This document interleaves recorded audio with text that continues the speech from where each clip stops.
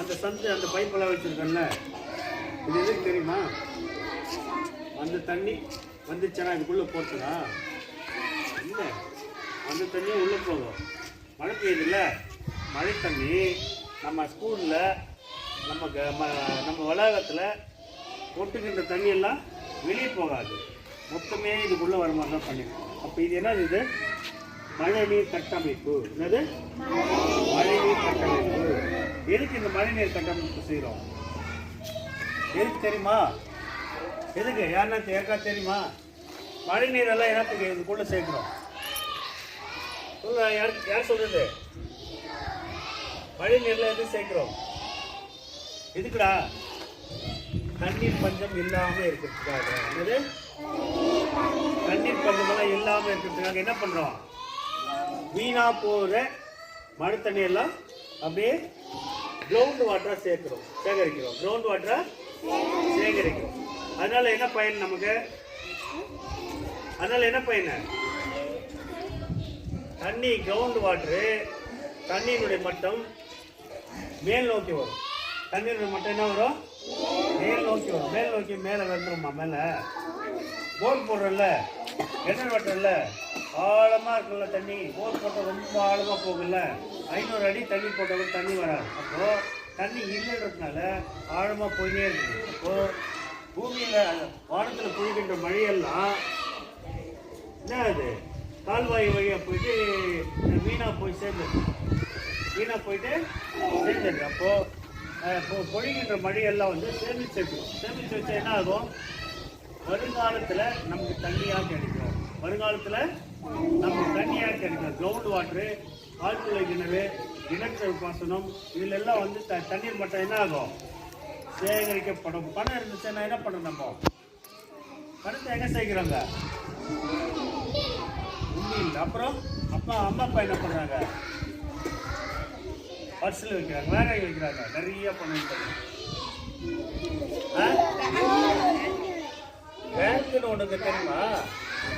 பேங்க்கில் என்ன செய்கிறாங்க? பணத்தை சேகரித்து அங்கே தான் பாதுகாப்பாக இருக்கும். வீட்டில் பீரோலையும் பர்ஸ்லையும் அது வச்சுருந்தாக்கா எவனா திருட வந்து உடச்சி எடுத்துன்னு போயிடுவோம். பேங்க்கில் வந்து உடச்சி எடுத்துன்னு போக முடியாது. அதுபோல் காசு அதிகமாக இருந்துச்சுன்னா சேமிக்கக்கூடிய இடம் எது? வங்கி, பேங்க்கு. அதுபோல் பொழிகின்ற மழையை சேமிக்கிற இடம் எது? பூமி. பூமியில் பொழிகிற இடமெல்லாம் உள்ளே போயிடுமோனா போகாது, வெள்ளமாக போயிட்டு அச்சுன்னு போயிடும். அப்போது தண்ணி சேகரிக்கிறதுக்காக என்ன பண்ணோம்? ஆழ்துளை துளைகளை வெட்டி அதுக்குள்ளே ஒரே இறக்கி என்ன பண்ணோம்? அதில் பெரிய பெருங்கல் எல்லாம் போட்டு என்ன பண்ணும்? மணலெல்லாம் கொட்டி தண்ணி வந்து அது போச்சுன்னா பூமிக்கு அடியில் போயிடும். ஆழமாக குழி தோண்டி அதில் பெரிய பெரிய கற்கள் எல்லாம் போட்டு அது மேலே மணலை போட்டுட்டோம்னா பொழிகிற மழையெல்லாம் வந்து அந்த குழிக்குள்ளே போயிட்டு பூமி கடையில் ஸ்டோர் ஆகிடும். பேங்க்கில் பணத்தை சேமிக்கிற மாதிரி இந்த மழை தண்ணி என்ன பண்ணலாம்? பூமிக்குள்ளே சேமித்து வைக்கலாம். அதுதான் இது மழைநீர் சேகரிப்பு கட்டமைப்பு.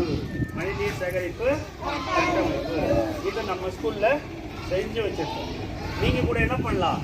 இந்த பில்டிங்கில் இருக்குல்ல, மேலே பொழிகிற தண்ணி பூமிக்கு அடியில் சேர்ந்துருது. அந்த குழி வெட்டிருக்குல்ல, 3 குழி வெளியே, அந்த குழிக்குள்ளே போயிடுது. இந்த கட்டிடத்துடைய தண்ணி இங்கே வந்து ஒரு உரை இருக்குல்ல, அந்த உரைக்குள்ளே போயிடுது. அப்போ இந்த கிரவுண்டில் பொழிகிற மொத்த மழையும் இதுக்குள்ளே வர மாதிரி என்ன பண்ணியிருக்கோம்? வடிவமைச்சு கட்டியிருக்கோம். சரியா? உங்கள் வீட்டில் கூட, உங்கள் வீட்டில் யார் வீட்டில் மழை நீர் சேகரிப்பு செஞ்சுருக்கீங்களா? எங்க உங்கள் வீட்டில் வந்து பார்க்கட்டா?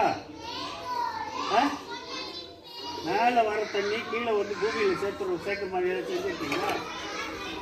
மேலே சேர்த்தா எப்படி வந்துடும்? மேலே கீழே வந்துடும்ல. சரியா? அப்போ என்ன பண்ணாதீங்க, நீங்கள் கூட வீடு கட்டுறீங்கன்னா உங்கள் வீட்டினுடைய தண்ணி கூட வீணாகாமல் இருக்கிறதுக்கு மழைநீர் சேகரிப்பு குழியை வெட்டி அதுக்குள்ளே சேகரி சொல்லி அப்பா கிட்ட அம்மா கிட்ட சொல்லணும். சொல்லுவீங்களா? அதனால என்ன ஆகும்? குடிநீர், மழைநீர் சேகரிக்கப்படும். மழைநீர் என்ன ஆகும்? சேகரிக்கப்படும். சரியா? ஓகே, அதான் இது.